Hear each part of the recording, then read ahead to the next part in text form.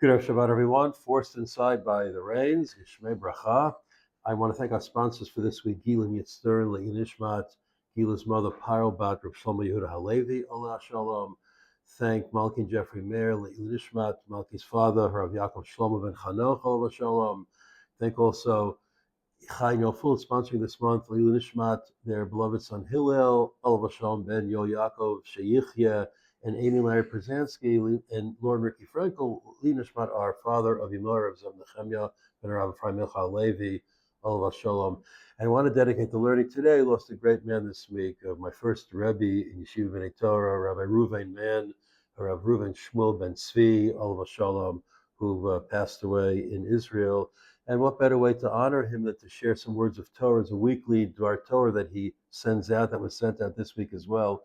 And Rabbi Mann, Allah Shalom, took up of Yosef and his brothers. Yosef and his brothers returned from burying their father, and right away the brothers are afraid, and they say to themselves, Mu Yistamenu Yosef. Yosef now is going to take vengeance against us.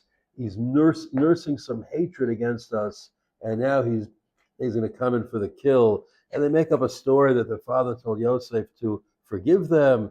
And Yosef starts to cry, and he says, Al tiro, don't be afraid. Hatachet Elokim ani. Am I in place of God? And he explained to them. But somehow, after all these years, it still didn't take. So what were they still afraid of?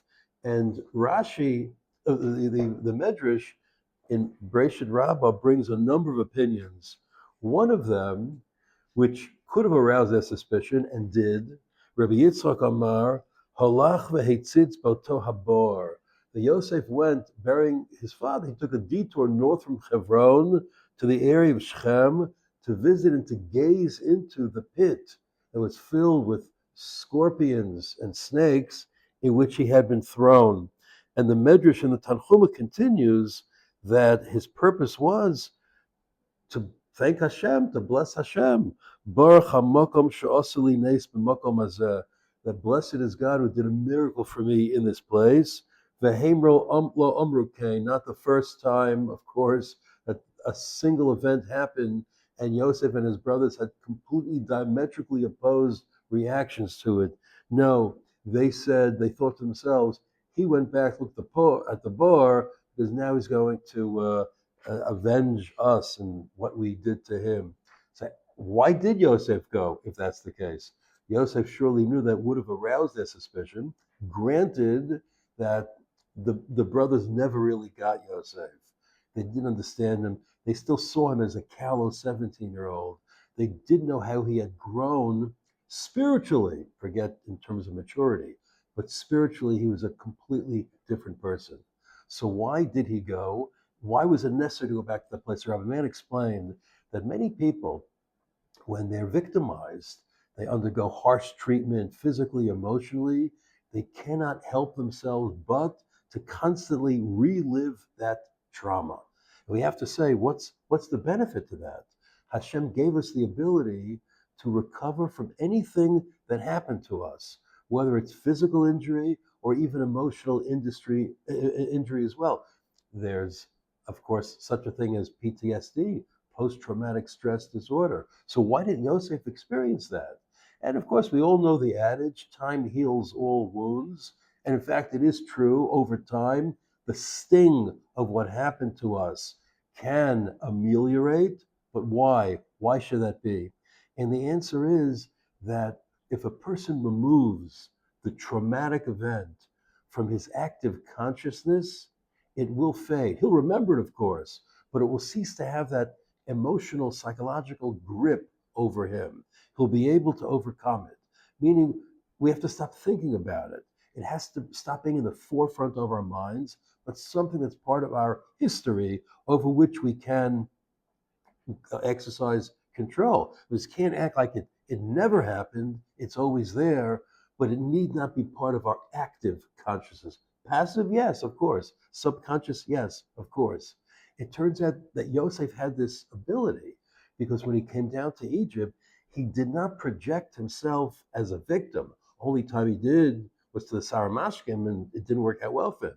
He didn't project himself as a victim. That's why the Potiphar elevated him to the head of his household. That's why Yosef was able to name his son Menashe Kinashani Elokim. God has called me to forget. They didn't forget what happened. It means it was no longer part of his active life. That's what Yosef Hatzadik was. Can you do that? Can you take a traumatic event and just put it to the side? Know that it exists, but not have it have such a grip over us? Yes. And that Rabbi Mann said is mental discipline, that we can control even our thoughts. Like the Rambam says, for David Shemon Esrei, you have to focus all your thoughts. Soldier goes into battle, the Rambam says, the Torah says, don't be afraid. How could you not be afraid? You have to remove from your mind all thoughts of fear, home, family, etc., and focus on the task at hand. That's what Yosef was able to do. That's what we're asked to do also. That's what Yosef is able to do.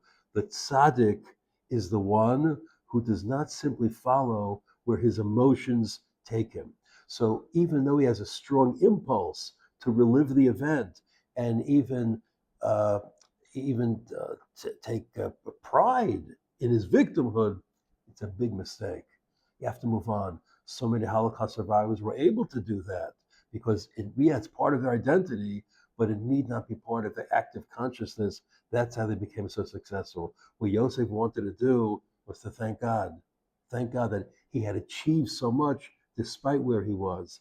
The brothers didn't see that because all they saw was pettiness, of vengeance. They never saw the bigger picture. They never got Yosef. That's why he cried. Oh, there's so much to learn from Yosef, so much to learn from Rabbi Mann as well. Yehi Zechar Baruch. Shabbat Shalom to everyone.